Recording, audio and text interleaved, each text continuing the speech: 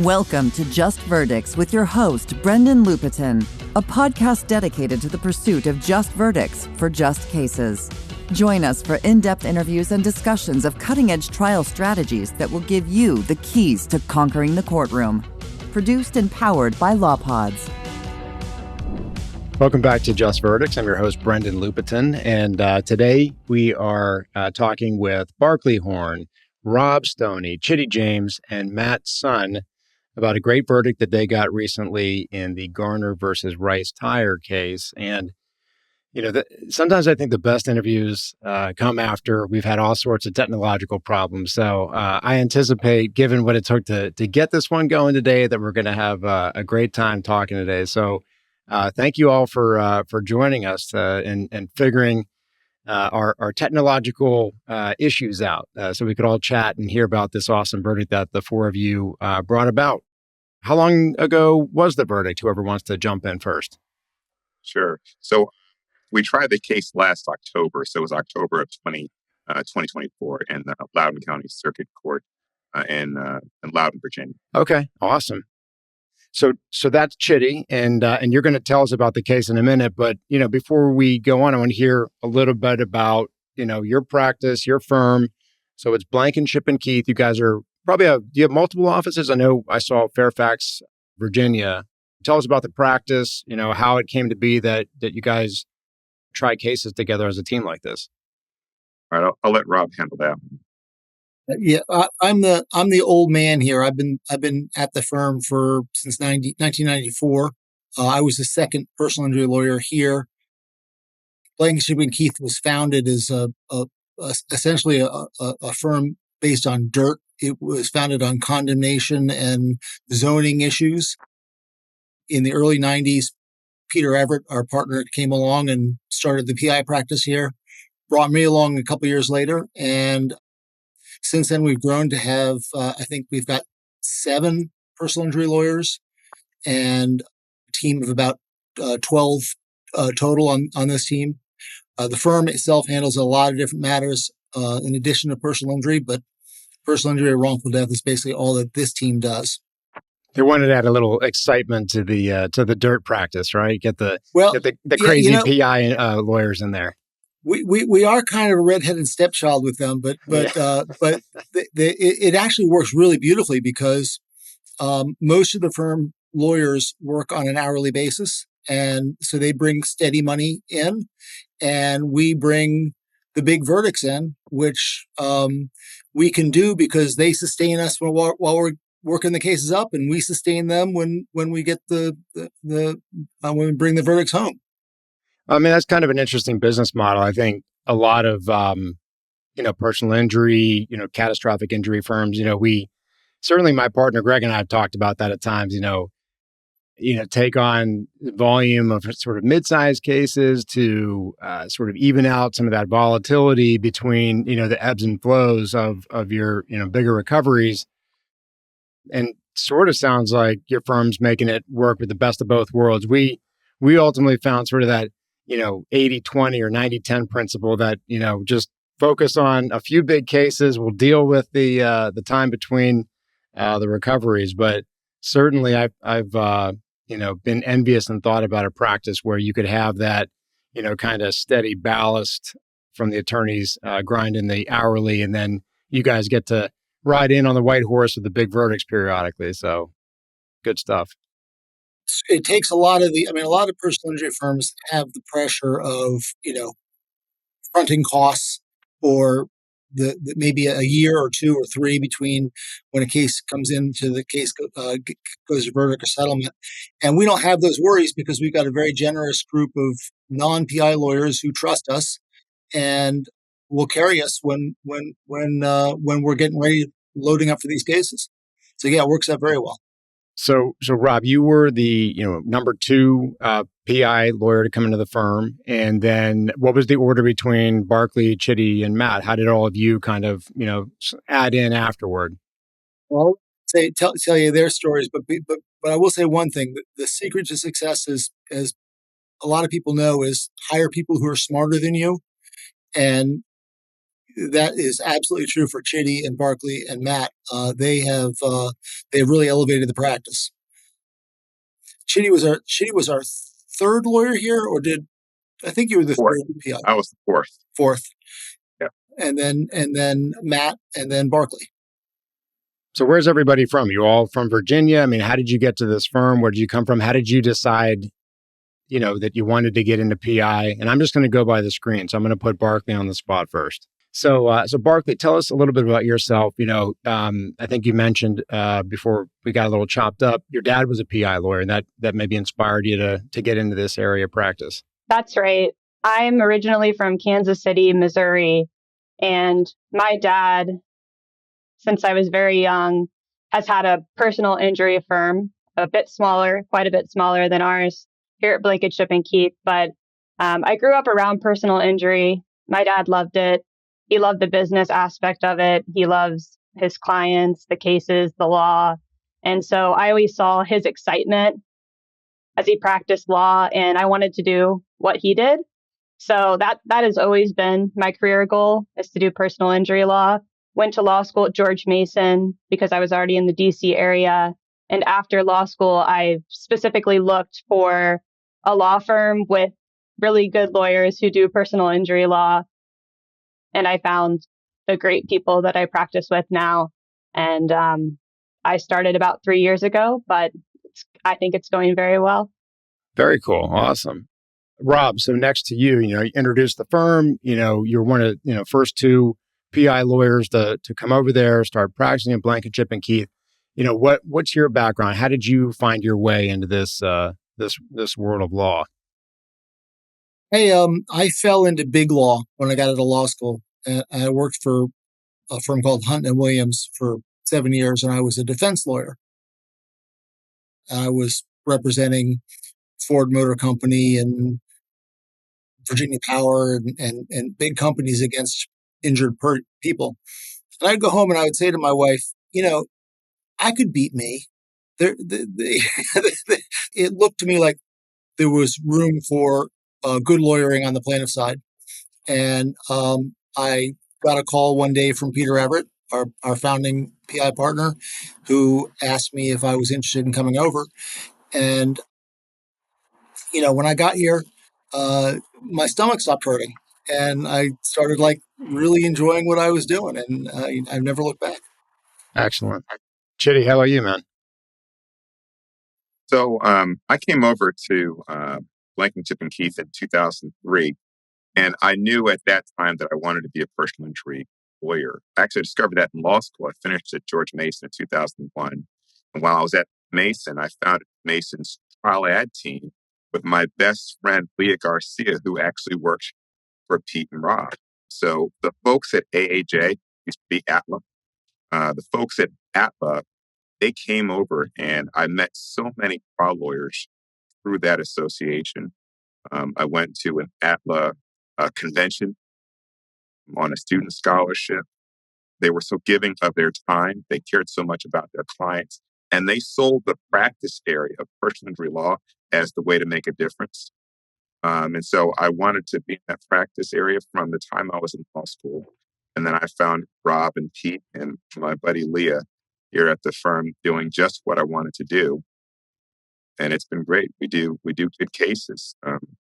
Rob, when I came over, he called us no stone unturned type of lawyers, meaning we're going to keep on digging until we find, those most important facts in the case that are going to turn things in our favor if they're there. So that's why I came and that's why I stayed. And we're going to hear a little bit about, some of those stones you guys turned over to help allow this verdict to come about. But, last but not least, we got Matt, and am I pronouncing right? Is it Tsun? Matt Tsun? Yeah, just forget the T. So that's what I sort of figured. And I'm guessing maybe those are your some kid drawings in the background there. No, those are mine actually.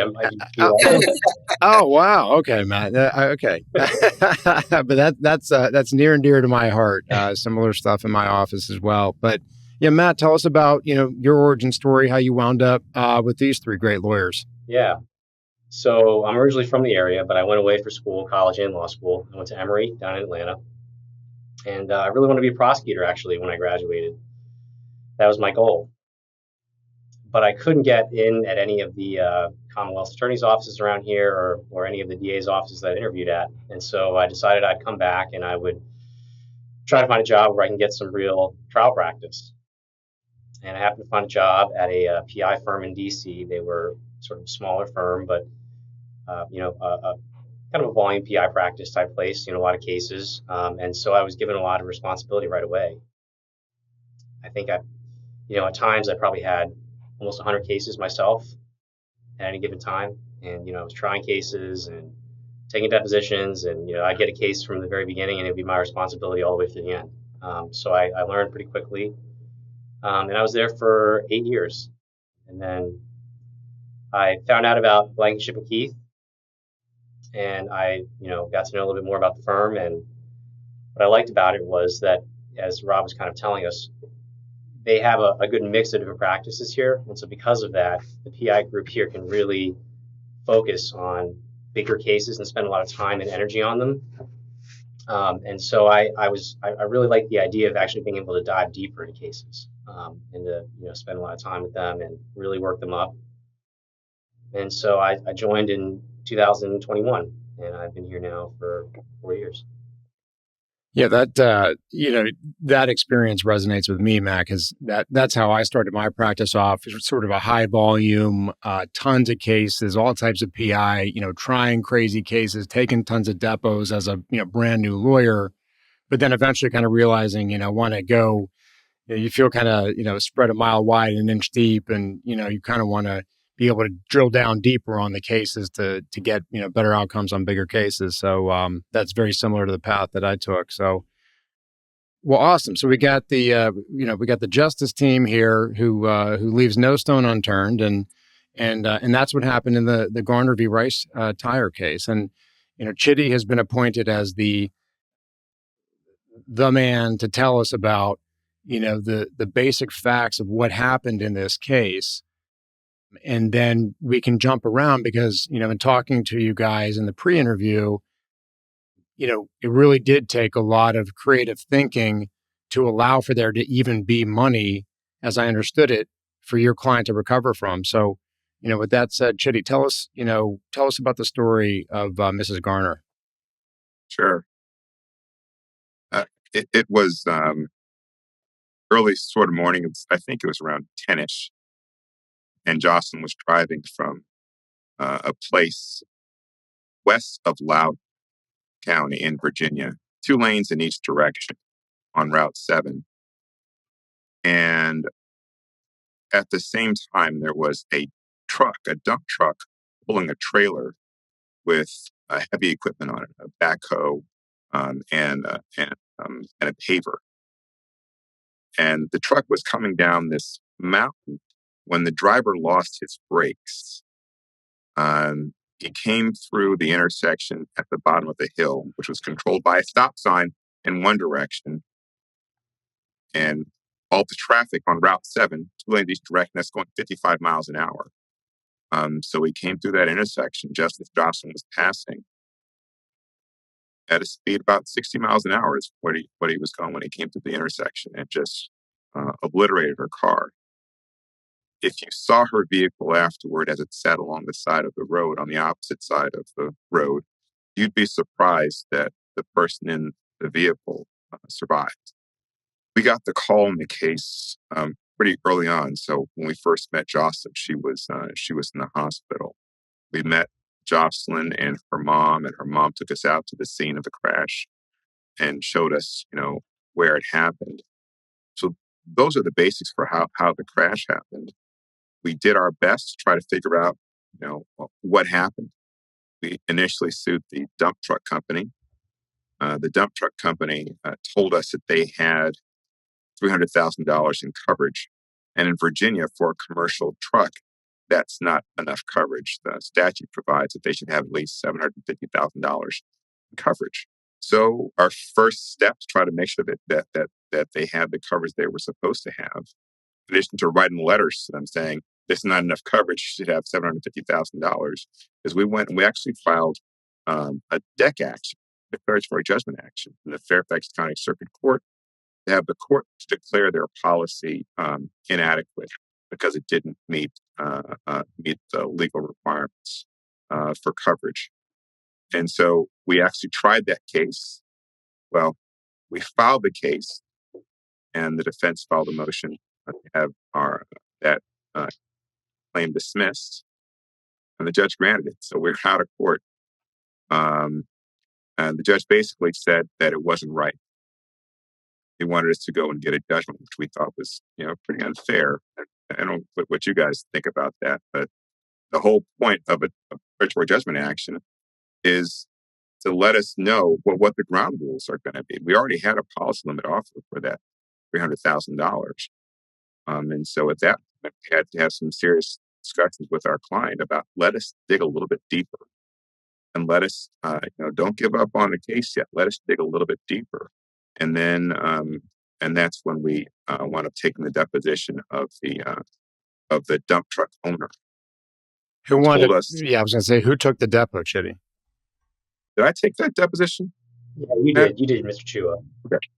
Yeah. I took the deposition, and over the course of the deposition, we discovered that the trailer that he had attached to the dump truck, he'd only had it about 7 months, and as soon as he bought it, he had it inspected, and it cleared inspection, even though it had inadequate brakes.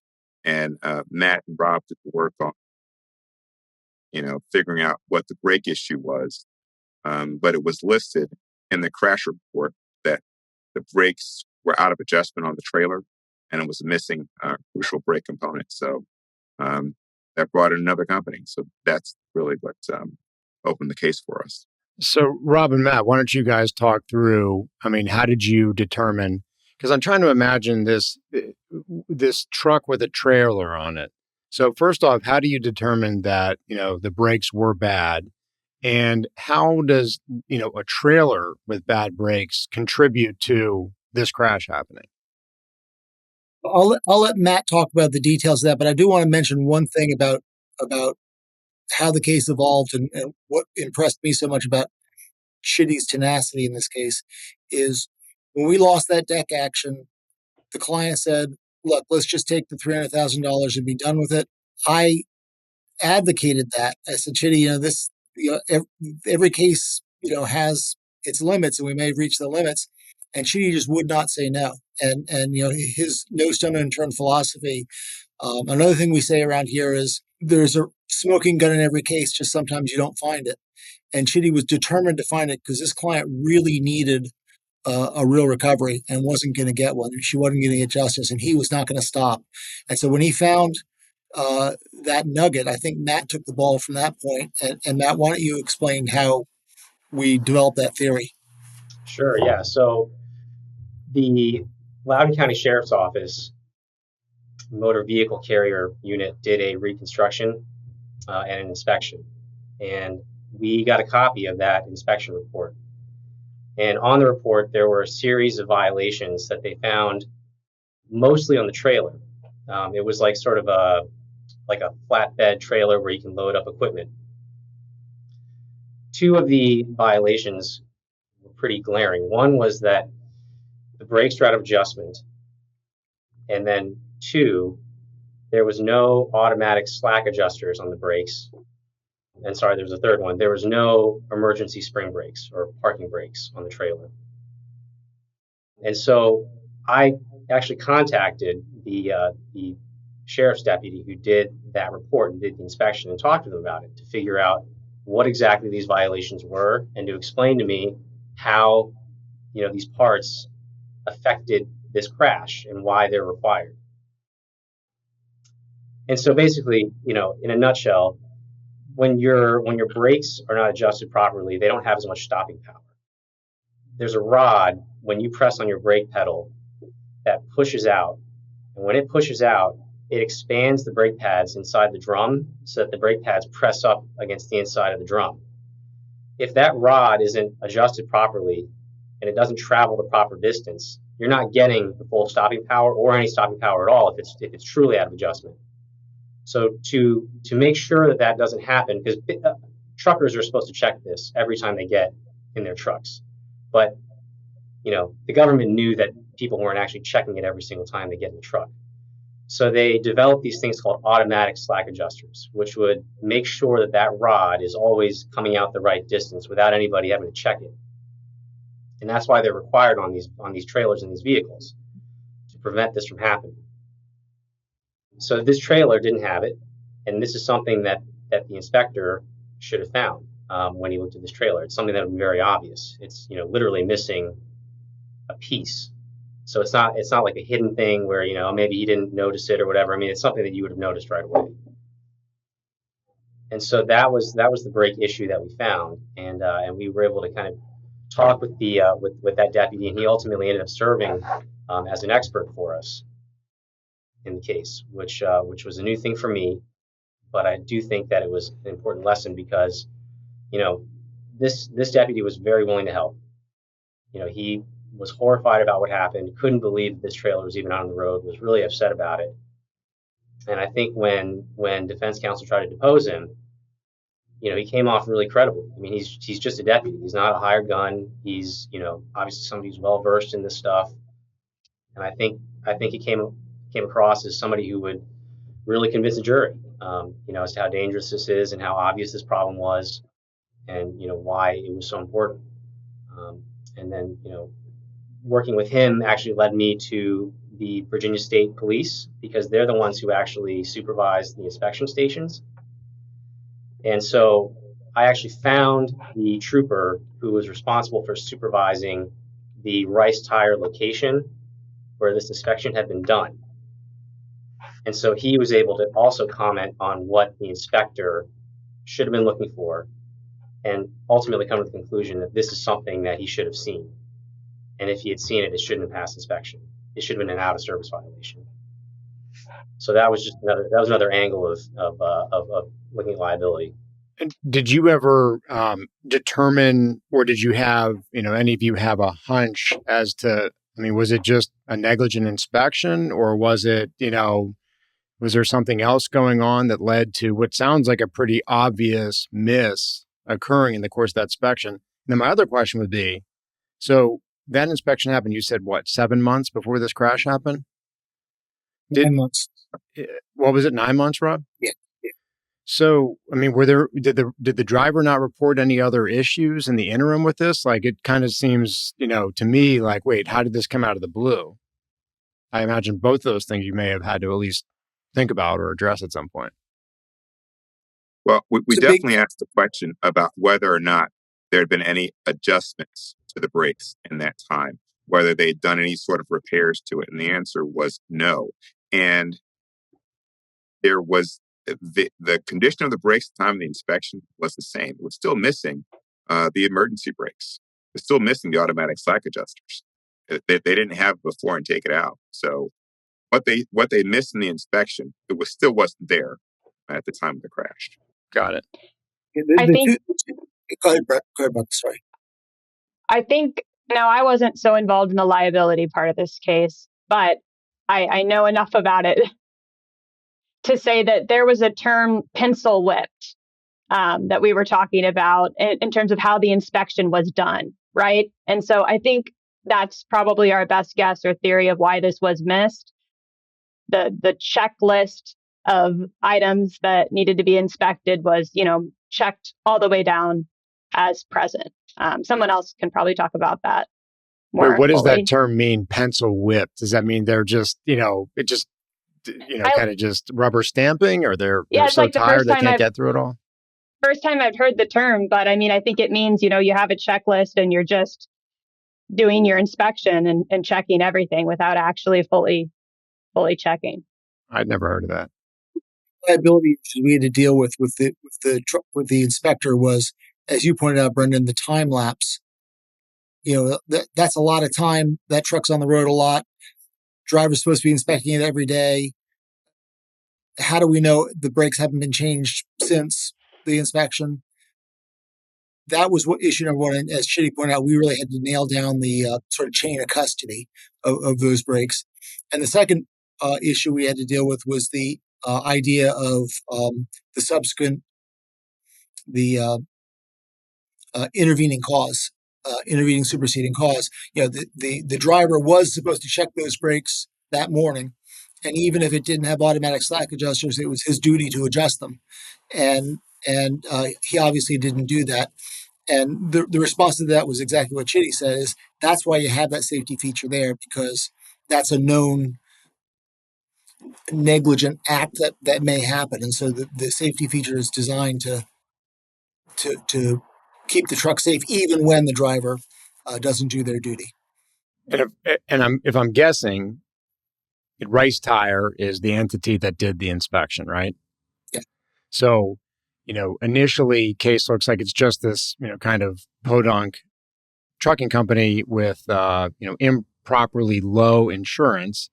And now you found, an entity that has a lot of fault with presumably a deeper pocket of coverage. But you have to deal with, focusing the blame on them rather than on, driver who presumably, probably didn't do that inspection that morning, or maybe he would have found this and that could have also been a way this could have been avoided. So how did it play out? So obviously you must have amended to add Rice Tire. So how does it play out going forward at that point? Because, Chidi had taken the deposition of the driver. So how do you now work up the focus on the Rice Tire case and then, take us into why this case winds up trying? Well, I'll just say one thing that was crucial for us was figuring out that inspector at Rice Tire, this wasn't his first time screwing up. We got notice that I think about a year before he messed up our inspection, he messed up another inspection, and he was cited by the state police for screwing up an inspection on a commercial trailer. And so that's what we had in our case. And I think that might have had something to do with them admitting liability, because when that fact came out, that was, if it came out at trial, that was really going to polarize the jury against them. Yeah, definitely. He had failed to find a shockingly similar problem. The same Federal Motor Carrier Safety Regulation code provision that he failed to address in this case was the one that he got cited for before. And I think didn't the police, they mailed it to the company, but the company didn't have it for some reason. The company had lost it. The company claims to not have been aware of it, although he was working for them the whole time. Yeah. Continuously. It's not like he worked there and then left and then came back. No, he was working there the whole time. Well, how did you guys learn? How did you discover it? Was it a FOIA or what was FOIA request, or was it FOIA request to the state police? Matt, you remember? I think it was because if it had come through discovery through Rice Tire, I mean, obviously it'd be hard for them to say they didn't know about it if they'd produced it to us. But I think that's a great takeaway for young lawyers, just, those collateral efforts to gather documents. I mean, that's about as good of a, you talk about, Rob's, there's always a smoking gun. You just don't always know about it. I mean, that's from what I'm hearing, the best smoking gun there, to the point that it makes them admit liability. And you got it, through that collateral extra step outside of just standard discovery, firing off, FOIAs or right to knows. And here, you get this, because how many FOIAs do we file and we don't get good stuff back? But you have to remain undeterred and keep doing it. And then every once in a while you get the smoking gun like you did in this case. I think that's awesome. Those FOIA requests, that is a regular part of every case that we have. And even if we're not looking at something, related to, inspection of a vehicle, we always want to get the dash cam and the police body cam and the 911 audio and that sort of stuff that we get from FOIA. So we definitely, FOIA is our friend. Yeah. And Brendan, you saw that we were hesitant as to how we found this document. And that's one of the collateral consequences of looking under every single stone, is sometimes you can't remember which stone you found it under. And because my memory was Matt found it when he was talking to the state trooper that was in charge of that inspection station. So it may have come directly from that trooper. So I'm not exactly sure where it came from, but that's the point of why you look everywhere. Well, I think Chidi mentioned something interesting a moment ago. So can you just elaborate for a second on what your firm's standard will FOIA request on? So you mentioned, body cam and stuff. Are you doing that in auto crash type cases, Chidi, or is that more for civil rights type cases? Auto crash. Oh, yeah. Absolutely. Tell me about that. So what kind of stuff have you gotten on that before? You've got an actual body cam of like the officer responding to the scene of a crash? Yes. And you'll get the conversations that if the perpetrator is on the scene, you'll have their admissions that they make. Right. You see their face and they're talking. In this crash, the body cam footage had the police officers talking about how terrible this crash was. He must have come from there, and wow, he was really, moving through that intersection, and just describing the scene. Their description of the scene is always very, very powerful. In one of our other cases, which we're in the process of trying to reach a settlement. We haven't finished it yet, but in that case, we had a fiery crash. In that case, and a person is on the phone describing what's happening. They're watching what's happening. They're on the phone with 911. They're talking about, flames going up in the car. They saw the car run a red light and then it crashed into another vehicle. And now the vehicle's on fire in the middle of the road. And it's all captured and preserved right there on that 911 audio. So we always try to get the audio from 911, always try to get the dash cam and the body cam footage because it can be, very helpful in telling the story of what happened that night. It brings the jury right to the scene. That's dash cam and body cam from the police, the responding police officers you're talking about. Wow. Yeah. Interesting. Very cool. So I think it was Rob mentioned that, with what, your group turns over and works up. And, keep in mind, I always think it's interesting to take a step back and look at how far you came on this case. So you had a case where you get this terrible news that, despite this catastrophic event, there's only $300,000. And your client's actually contemplating just taking it, throwing in the towel and just saying, to heck with it. I guess that's it. Let's just move on with my life. You've got to persuade her to take a chance. And then you're fortunate enough to find, the actual true culprit who has sufficient funds. And then you turn over the smoking guns to the point that I think, Rob, you said that Rice Tire, or maybe it was Chidi, that they wind up admitting fault because they don't want that prior bad act coming in that might even further inflame the jury and lead to an even bigger verdict potentially, right? Yeah. That's wild. So now we're, approaching. So why does a case like this have to get tried, or why did you try this case? Admitted fault, big injuries on probably, and you'll talk about Miss Garner a bit more, but she has she's a good person, quality person, good story. So why did you guys take this to verdict? We believed that the case was worth more than what they were offering. They looked at the list of ongoing complaints. And like every, defense lawyer, I mean, their main mantra is the plaintiff is greedy, the plaintiff is exaggerating. And so they weren't offering what we would consider good value for the case. And so we advised the client, we think we can do better at trial. Let us go to trial. Awesome.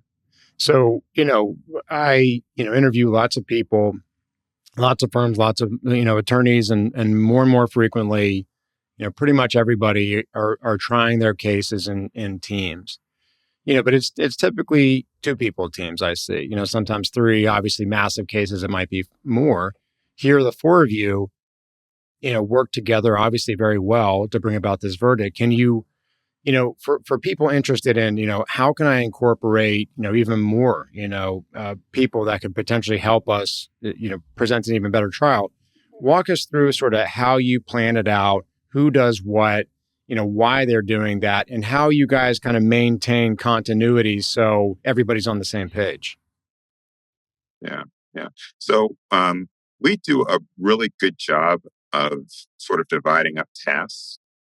We do a trial outline long before we get to trial. Who's going to be in charge of what part of the case? And then, so on this case, Barkley and we took the lead on damages, and Matt and Rob took the lead on liability. So the liability witnesses are expert on the trucking stuff. Rob and Matt handled that. Although Rob did do a masterful job on the defense medical expert, which we'll talk about in a little bit. Barkley did an excellent job on some of the lay witnesses, including the last witness in our case, which was our client's daughter, our teenage daughter, who was our last witness in the case. So, and it is so hard to keep track of everything by yourself. So you're going to try a case by yourself. But with the team, we can check with each other, make sure we got in everything that we need to get in, make sure things don't fall through the cracks. So that was it. And then the key is we trust each other.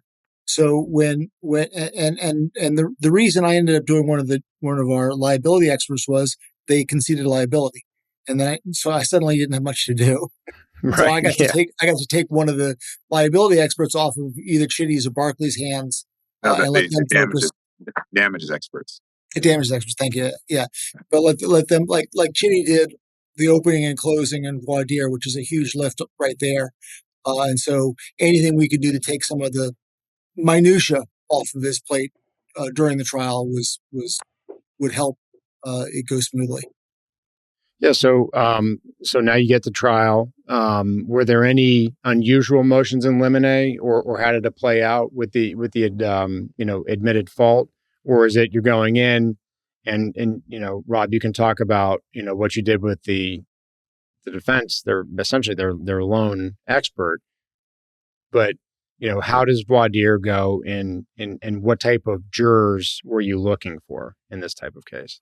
Can you tell them how you did the Batson issue in voir dire? That was brilliant. Well, I'll talk about Batson in a second.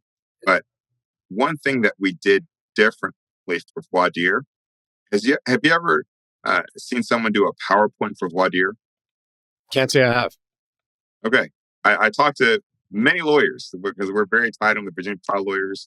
And I talked to many folks, and no one had ever done it. But I have an unusual name, Chidi, Chidi, and people. I don't want them thinking, what did he say? What was his name? I want them concentrating on the case. And so I decided I wanted to do a PowerPoint for voir dire. And it went really well. It made us look very organized, and that we had planned everything out for the case, that we thought a lot about the case. So I thought that was helpful. Well, can you break it down? What did you do, Chidi? So, and first off, was there any objection to it? And number two, what exactly, how exactly did you use PowerPoint as part of your voir dire? Yeah. So I showed it to the defense, and they had no objection. Like the first slide might say, I'd say, we're with the law firm of Blankingship Keith. So on the screen, it says Blankingship Keith. My name is Chidi James. My name's on the screen. This is Matt Tsun. This is Rob Stoney. This is Barkley Horn. So we put our names up there. And this is our client, Jocelyn Garner. And so Jocelyn, she stood up. Her name is on the screen. And then at that point, we said Jocelyn was injured in a crash, and sometimes she has trouble standing or sitting for long periods of time. So we're going to ask her to sit in the gallery and not at the table with us. Does anybody have any objection to that? And they all said no. So we excused her from the table. She'd go back and sit in the gallery. And then we went on things like, we said we're going to talk about several issues and money for pain and suffering. Like, so that was on the screen. Who has an issue with this? Who thinks it shouldn't award money for pain and suffering because money won't take the pain away? So I would just have those words up there on the screen. So each of the issues that we wanted to talk about, I just have that simple word on the screen so they know what we were talking about. And I thought it worked. I thought it worked really well. I'm going to do it from this point on. And another thing, although I'm skipping right now, is we had a trial technician. Very important. And that was key. I have done trials where I was my own trial technician, where I had to worry about my computer showing something and the PowerPoint, going up properly, the exhibits going up properly. Trial technician, don't worry about any of that. Our trial technician was a woman named Asha. Asha, will you please put this up or that up? And you can relax and not have to worry about it. So that started right from the beginning of the case. So that was really good, I thought. Can I pause you for a second, Chidi? Just want to add one thing. Oh, sorry, Barkley. No, go ahead, Rob. One of the things that Chidi does that I don't see other lawyers doing, and I love it, is every witness he puts on the stand, he has their face and their name flashed on the PowerPoint screen, so that the jury gets a static view of who they are, and then in closing, he puts them back up when he's talking about it, Okay. so they can follow along and remember what witness said what. It really is very effective visually. Interesting. Sorry, Barkley, what were we going to say, Barkley? Back to Chidi's point on us looking prepared, because right away we have this PowerPoint. We had an opportunity to talk to the foreperson after the trial, and one of the first things that he said to me was that they were wondering the whole time why the defense didn't have a PowerPoint from the beginning, like as if they just rolled up with very little. And we had this PowerPoint, a technician, we had a lot of boxes in the courtroom. So we certainly looked prepared, and that really, really stood out to the jurors from the beginning. Very cool. Like it. Almost maybe that's the thing that's the most effective. Well, no, I mean, on the voir dire using the PowerPoint, do you think it's that there's no miscommunication? Because sometimes when you're in that big, panel room, what did he say? I didn't hear the question, that kind of thing. And when you're showing it on the screen, then everybody knows that's the topic. And then it's going to, and you have that. So the clarity and the communication with, looking organized, looking professional and sharp, like Barkley's talking about. Exactly. I think it's both. And I think it's also like a signal of our investment in the case. And I think a jury wants to see that. They see that we have this genuine investment and we really care. And it's not just something that, we get up and do halfway in any way. We're here, we're 100% in, and we're invested. And I think the jury recognized that and saw how much we cared about the case. Now, Chidi and Rob, you mentioned, Batson issues. And for those who are not particularly familiar, because in my experience, Batson doesn't come up as much in civil cases as it does in criminal. But could you talk about that case, what it means in voir dire, and then, how it applied in the Garner case? Well, Batson is something, I don't do criminal cases. I only do civil cases. And Batson comes up for me, maybe because I'm just more sensitive to it in most of the trials that I do. So for folks not familiar with it, Batson v. Kentucky is a case that said that jurors have the right to serve on a jury regardless of their ethnicity or special category. And there was a practice where if there was a Black defendant, that the prosecutors would do their best to take out the Black jurors using their peremptory strikes. They don't have to justify. So you make a Batson challenge. You ask the person who did the striking, the other side did the striking, to give a non-prejudicial basis for striking that juror. So what is the reason that you struck that juror? And so our client was also African-American, I'm African-American. And they struck a juror that I really liked. And it from me looking at her, she appeared to be African-American to me. I think she appeared to be African American than most other folks who were in the courtroom. So I made the Batson challenge. And the judge, when considering it, the judge looked over, and she was a fair-skinned woman, and said, well, you didn't ask her any questions about her ethnicity. I don't know that you've made a prima facie case that she's African American, so I'm not going to require the defense to give us a non-prejudicial reason for the strike. So that was the challenge we made that we lost. Well, that's wait a second. So there's somebody that you believe is Black that was struck potentially for, improper reasons under Batson. You raise it to the judge. I'm assuming in private, right? The juror was not aware of this, these issues, right? So this was one of my lessons learned. If your court does not have a white noise machine, you should figure that out, request it. Our judge had a very loud voice that carries. Yeah.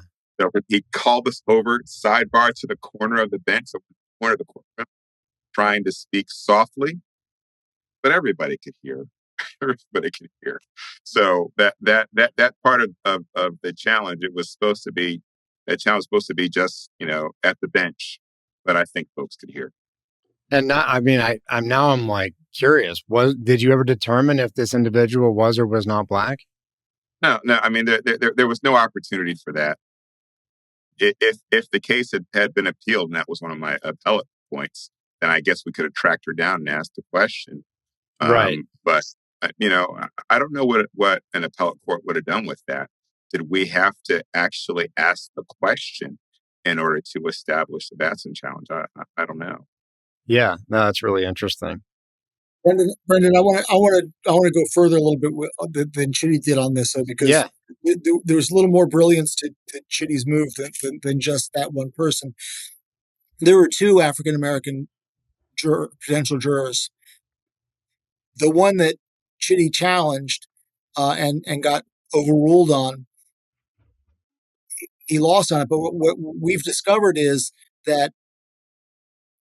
defense lawyers are scared to dig into that well more frequently. So if they make it, if they try to strike one minority, and they're less likely to try to strike the next one, because they're afraid that successively the judge is going to smell a rat, right? Yeah, you put them on notice. The other juror who I really like, this other juror, a young man, Chidi asked zero questions of him. Absolutely no questions of him. He volunteered this panel for a couple hours. He never touched that person. And the reason he didn't touch that person is any question he asked that guy, any answer he gave could provide a pretense for the defense to survive the Batson challenge. So Chidi was setting up for there's literally no rationale. There's no basis. Exactly. Right. Exactly. Yeah. So he left that guy alone. That guy ended up being the foreman, didn't he, Chidi? Yep, he was foreman. Yeah, he ended up being the foreman of the jury. So it was just a really interesting dynamic to focus on one juror to protect another juror. Yeah, very cool.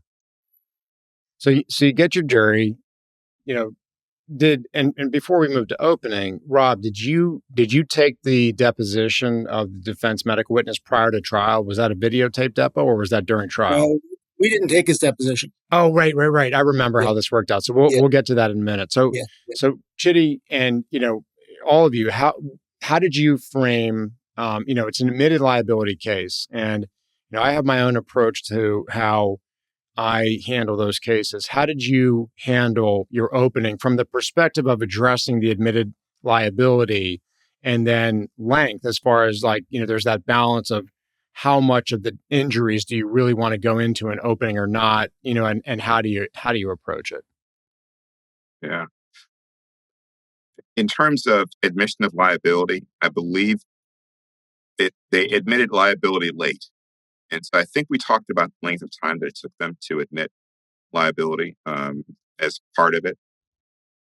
We did talk about the injuries and the stories. We gave a preview of what we expected that they would hear from the witnesses. who were there. I'm trying to think. I don't think my opening was longer than about 20 minutes.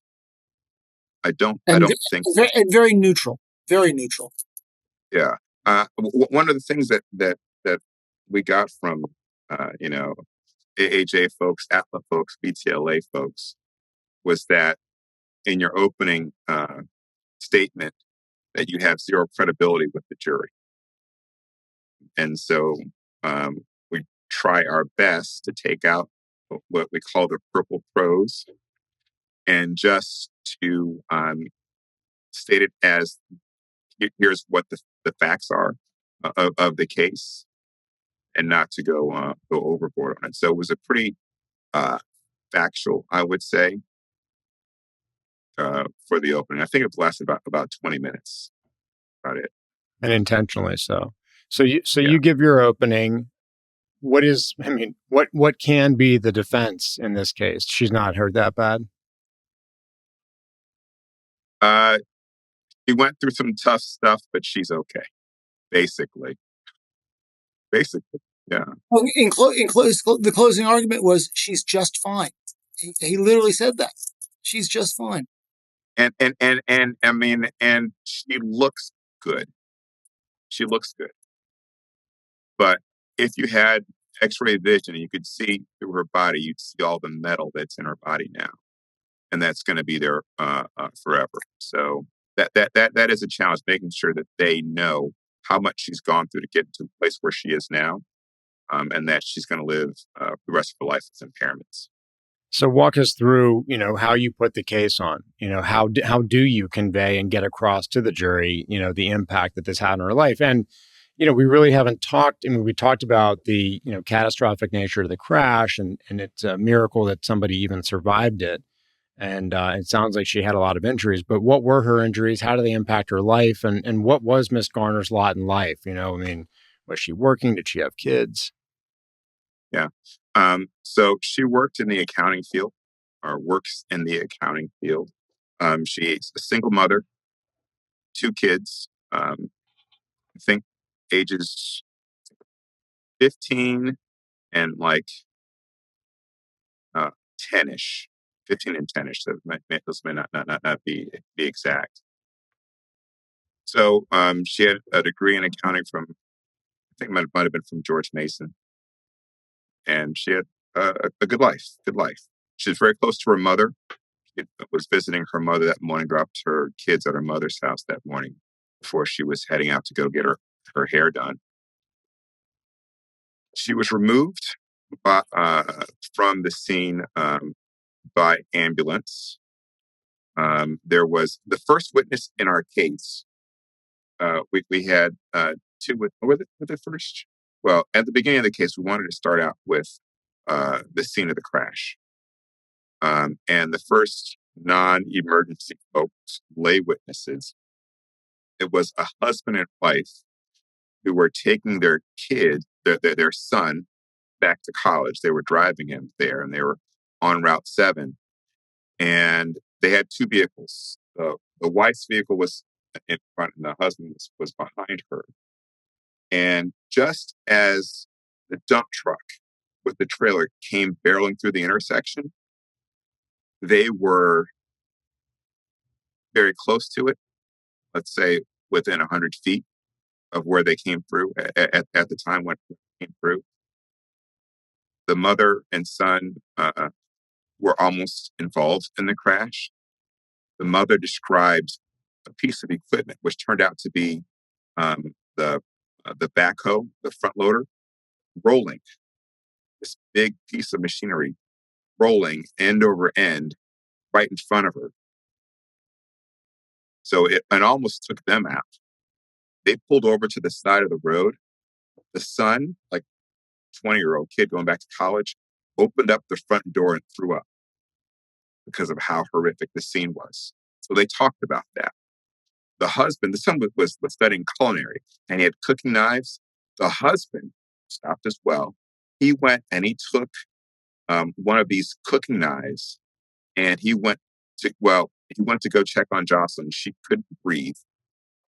She was complaining about not being able to breathe. Her leg her femur was snapped. I mean, her leg was broken. Uh, but what she was complaining about was not pain in her leg, she's complaining about not being able to breathe. And so he went and he got a knife to cut out her seatbelt, help her, breathe a little better until the EMTs got there to get her out of the car.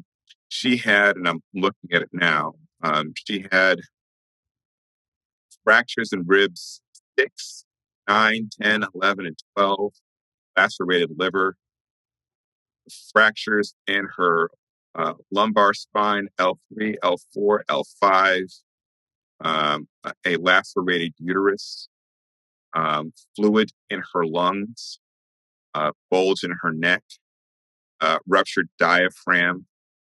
And the way our doctor described it is the impact of the collision was so much that it sort of blew a hole in the diaphragm. And so it says that stomach and large bowel extending into the hemothorax. So stuff was not where it's supposed to be. Yeah, right. Mm-hmm.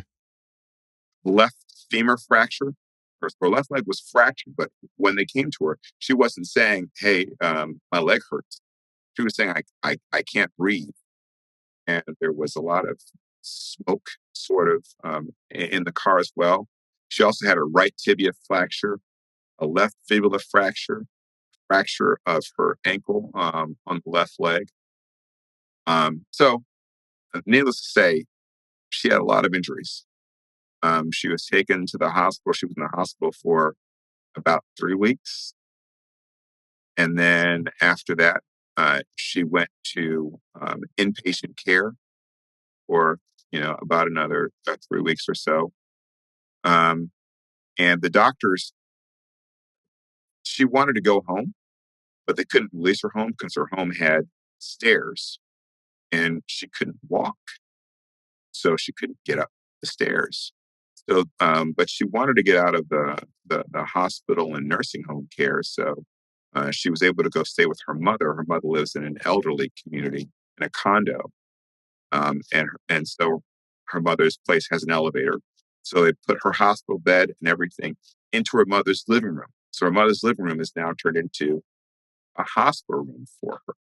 But she still couldn't get around. She had the bedside toilet. She needed help with everything, which was difficult for her. And her girls were going back to school. So that was hard for her too, because someone else had to look after her because she couldn't even be at home with them. And then she wasn't supposed to leave her mother's house until she was able to walk again. But she couldn't bear the fact that she was missing her girls and their routine was off and she wanted to be home. So against doctor's advice, she said, "That's it, I'm going home." And when she got home, this is one of the things that we asked her to talk about. We had some photos of it. She lived in a second floor garden style apartment. So this outside access, stone steps going up. Her ex-boyfriend, he was there and he offered to carry her up the stairs. And she said, "No, I want to do it myself." And so she turned around and she put her butt on the bottom stairs. And then she used her arm to lift herself up, one step at a time, up the flight of stairs to get into her apartment. When she got inside, she was basically stuck there for about another month, maybe a little bit less than that, because if there was a fire, if there was any sort of emergency, her girls couldn't carry her down the stairs. But that's what she did. She was so dedicated to getting better. The value of the case, I think, was the sort of person that she is, and her family. There's just great people. The jury absolutely fell in love with the entire family. So, I mean, I think we did a great job presenting the case, no doubt about it. But the real value in the case was the sort of people that we represented. what was the, what, in looking back, what did you feel were the most, poignant or powerful moments of testimony on the, it was essentially a damages trial. What sticks out in your minds? Yeah. So Barkley did a great job, and I'll have her talk about this. Our last witness in the case was her daughter, and Barkley did that examination. Barkley, we can talk about that for a second. Yeah. I think originally we had the daughter, the older daughter, who would have been around, she was high schooler by the time of trial. We originally had her earlier in the case, and I think it must have been just a week before we decided to move her to be our last witness. She had a lot to say. She was very well spoken, and she was unimpeachable because she was just up there telling her emotional story of seeing her mom go through this, watching her little sister struggle. And the defense was quiet her entire testimony. She could tell the whole story from the beginning when she thought her mom was going to die, those first time seeing her in the hospital, to the present where her mom can't be participating in her track meets or at her soccer games. It's a very athletic family. They used to do all sorts of things like this together, and that's no longer reality for them. She also talked about how she's worried about going off to college because she's her mom's caretaker now in a lot of ways. And I prepared her multiple times. We had a good rapport by the time of trial. We had talked and she was comfortable, but I'll say giving her testimony that day in trial, she was like her most emotional, genuine, honest self. And she did a great job of being comfortable enough to be that way and to say how she actually felt and express her emotions. I think the jury connected with her. We learned again afterwards that the foreperson has a daughter her same age, that he said that last witness reminded me so much of my little girl. So I think that was the most powerful lay witness, or one of the most powerful lay witnesses we had. Barkley, what did you do for, prep? Like how much prep? I mean, it's a younger person, and so obviously there may be some concerns that she'll be intimidated or a little bit of afraid of the stage in which she's speaking. But I mean, did it take a lot of prep, a lot of sessions, or just, one or two and hit the big points kind of thing? Yeah, what I always do the first prep session is just we're talking and I'm telling you about how this is going to be. I'm answering questions. Nothing too structured really at all. I mean, also because I don't, you don't want anything scripted or feel like it's been ran through so many times. And so just multiple, I think the most important thing for me was getting her comfortable with me. And I think because we had that connection, maybe because I'm closer to her age, we had similar interests. By the end of the day, when it was time for her to testify, I think she felt really comfortable. And so was my main purpose. She was an especially, I think, eloquent high schooler as well, which I think helped her testimony too. So now we, great case in chief goes in and defense has one witness. And so tell us about how that shook out, because I remember this being somewhat amusing. Yeah, I'll let Rob answer that about the defense one witness. Our main medical expert was a physiatrist, and her testimony surrounded a term that I had not used before this trial, polytrauma. And so we use that word throughout the trial, that rather than saying she hurt her ribs and she hurt her uterus and she hurt her legs, it was just described as polytrauma. She's gotten trauma throughout her body. And this physiatrist was an expert in the long-term consequences of polytrauma. We walked through, we had a bunch of learned treatises with quotes that we were able to put on, as Chidi said, put on the screen. Dr. Groh was able to read them as the jury read along with them, and they were nice little snippets about all the future consequences of what she had gone through. So that had gone on well, and the next day was their expert coming on. Their expert was a professional expert. This is what he does for a living. He's a defense expert. He was very smug in the hallway. He looked sharp and like a professional witness. And the defense lawyer said something very curious to us. He said, my expert's going to crush your expert. He's loaded for bear, which we thought was odd. Yeah. As he's getting onto the stand, we noticed that, I noticed that those learned treatises that we had run through with our expert were on his counsel table, and he had different portions marked up. So he was going to have his expert rebut our expert with our very learned treatises.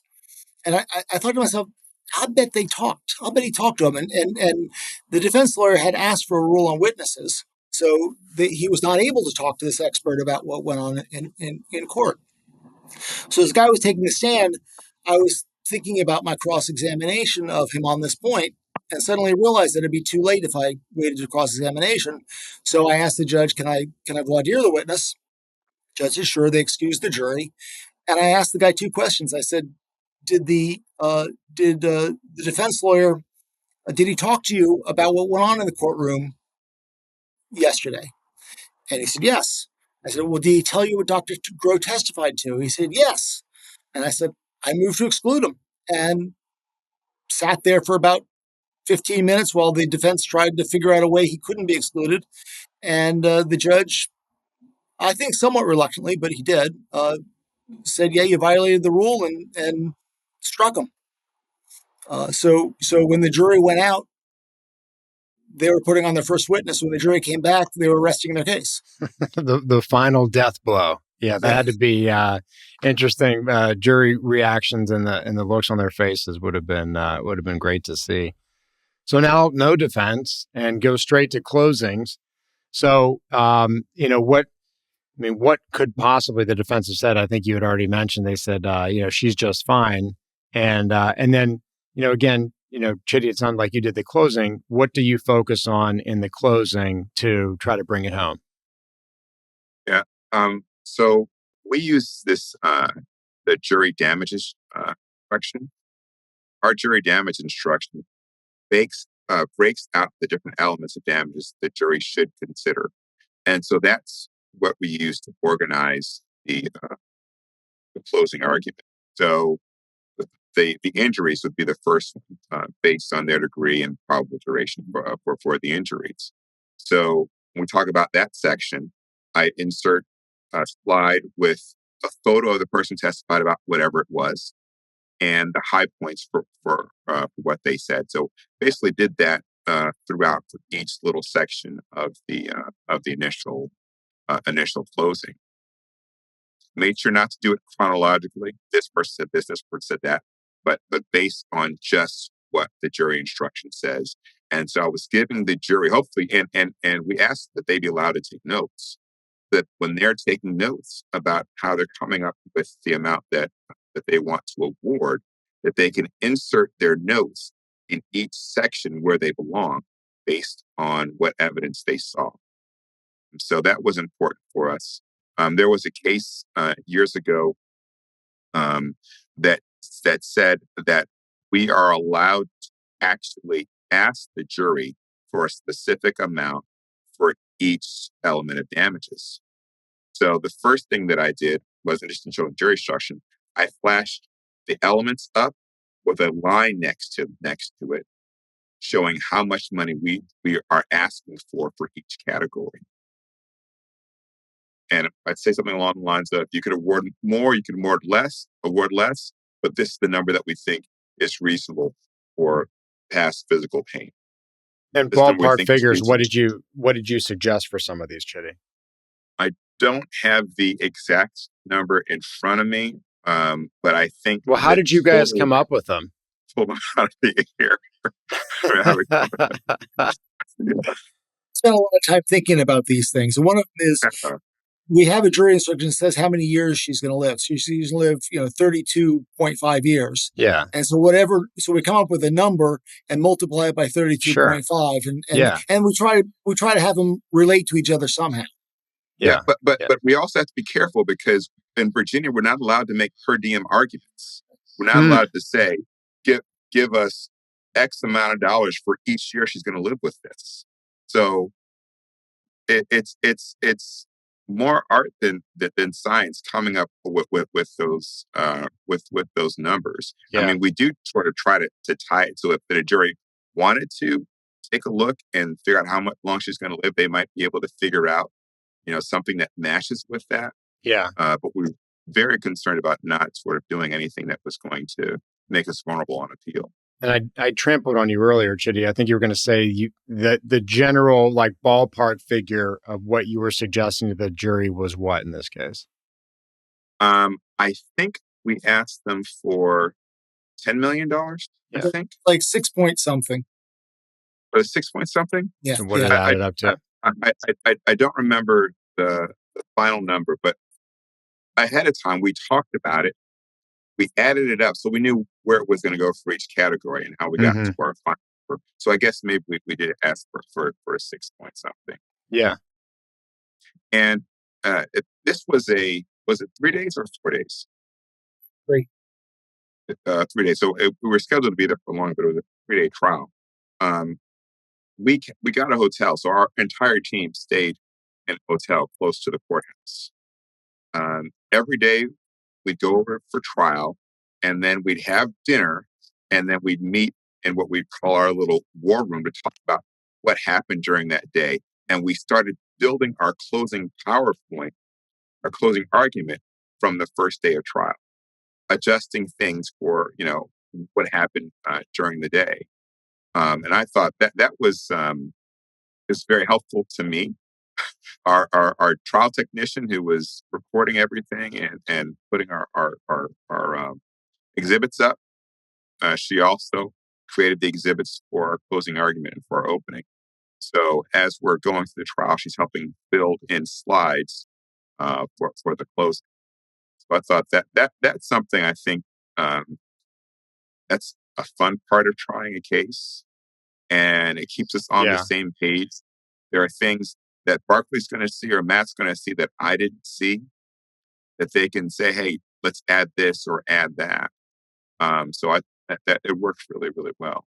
Were there any, analogies or unique arguments that you made, other than, kind of reviewing the sections like you talked about of the damages and, remember this evidence, remember what this said, this person said in relation to this, that you thought were effective or helpful in this case?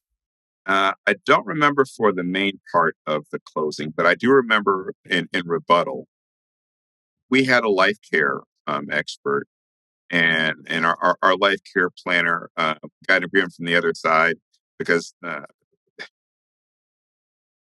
we wound up just getting in the life care planners her numbers, her charts were admitted.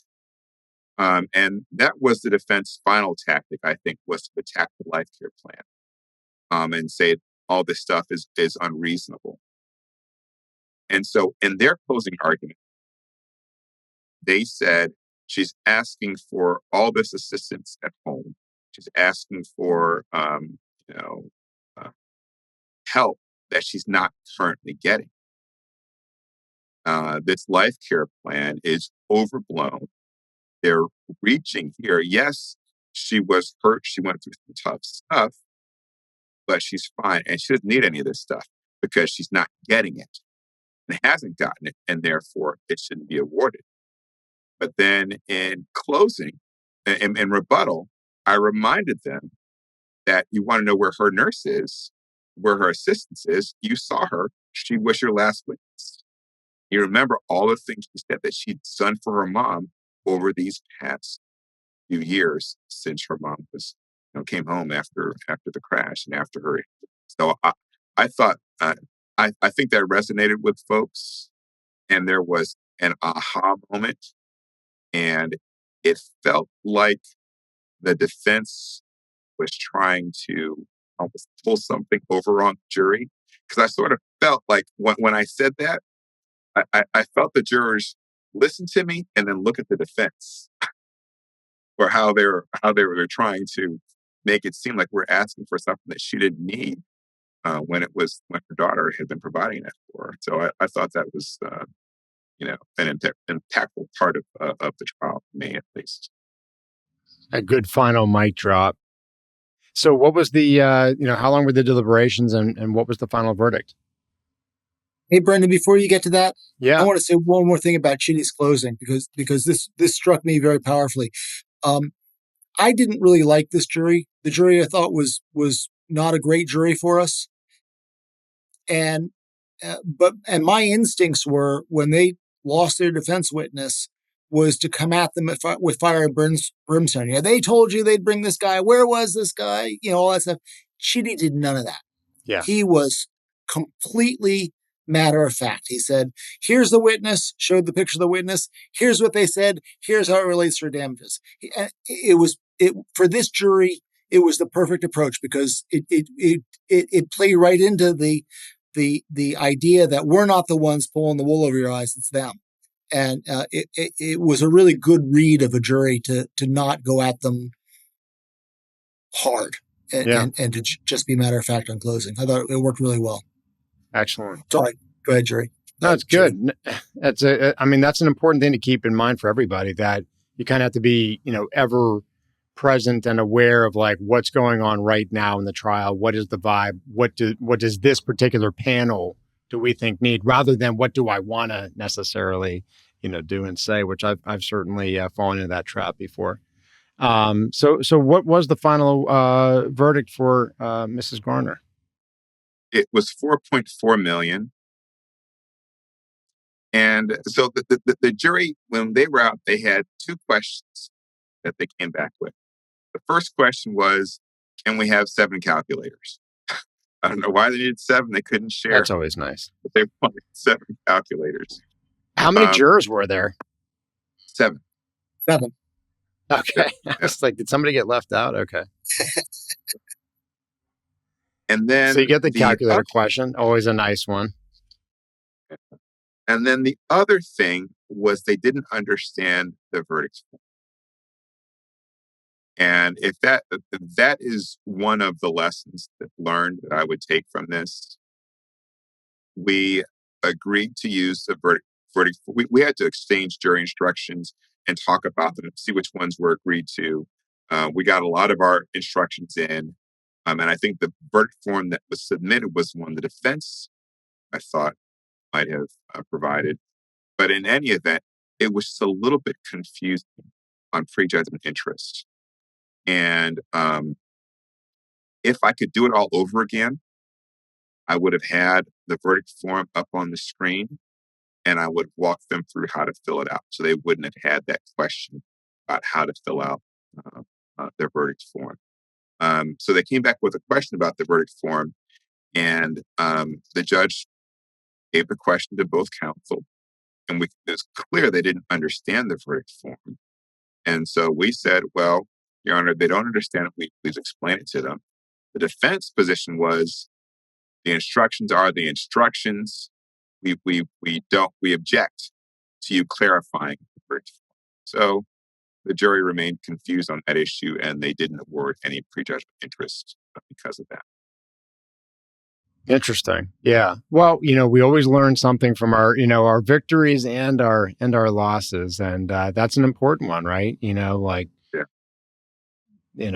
it's a fantastic verdict. I mean, it's impressive. And we do not have that type of a question where it gets left up to the jury to come up with the and that's complicated. I mean, that's an unusual issue to put in the hands of the jury. So, I mean, hey, look, killer outcome. I mean, other than that, is there anything, main highlights, takeaways, things you would have done differently, things that you think, other attorneys can take away to apply to their cases, from this one, that stick out in your mind? I'd like to add is, you want to talk about the high-low, Chidi? Oh, sure. You can talk about the high-low, but then I wanted to mention voluminous records. Oh, yeah. Okay. Well, so one of the things that we always worry about as plaintiffs lawyers is delay.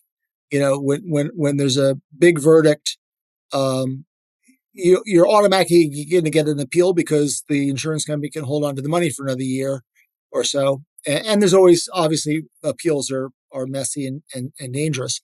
So we want to avoid appeal if we can. So what we try to get in most big trials is an agreement with the defense to some kind of a high-low agreement, whereby, regardless of what the jury does, they will pay at least X and we will cap out at Y. And so while all this drama was playing about their expert and whether he was going to get to testify or not, we were trying to negotiate a high-low. And I think it was just either before or right after your closing argument, maybe right after your closing argument, that we finally got the high-low, which was going to be, we didn't care about the low, but the high, the high was what we were really negotiating. The high they agreed to was $5 million. So when it came in at $4.4 million, it was within the high-low. So perfect, and simplifies everything. In 30 days, yeah. That's beautiful that it worked out that well. And then, Chidi, was there one last thing you wanted to talk about? Well, yes. Just two quick things. One is we have medical illustrations, and typically medical illustrations are they're just demonstrative, and they don't go back to the jury as substantive evidence. But there is a rule in the Virginia rules of the Supreme Court of Virginia that allows for summaries of voluminous records to go back to the jury, rather than having them read a thick thing of medical records. You can give them a summary. So Rob made a motion that our medical illustrations, which are a summary of the injuries, go back to the jury as substantive evidence as a voluminous record. And so I thought that was extremely, extremely helpful. And then I can imagine. That's great. And the last thing is, I don't do this all the time. I did it this time, and I will do it from this point on, is we did to prep the client for a trial. We went to the courthouse, weeks before the trial, went to the courthouse, sat in the courtroom that we were going to be in. So they saw, the judge on the bench. Here's where we're going to sit.